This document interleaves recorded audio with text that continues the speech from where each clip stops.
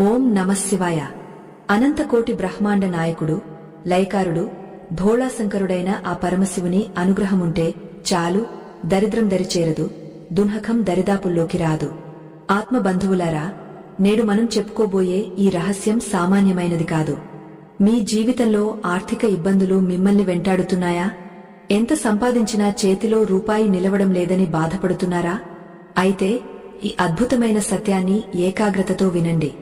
ఇది కేవలం ఒక కథ మాత్రమే కాదు, సాక్షాత్తు శివపురాణంలో నిక్షిప్తమైన పరమ సత్యం. ఈ రహస్యాన్ని తెలుసుకోకుండా నిర్లక్ష్యం చేయడం అంటే మీ అదృష్టాన్ని మీరే తృణీకరించుకోవడమే.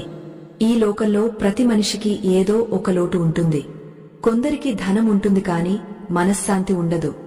మరికొందరికి కుటుంబం ఉంటుంది కాని ఆర్థిక స్థిరత్వం ఉండదు. వీటన్నింటికీ మూల కారణం మన జాతకంలోని గ్రహదోషాలు మరియు మనం తెలియక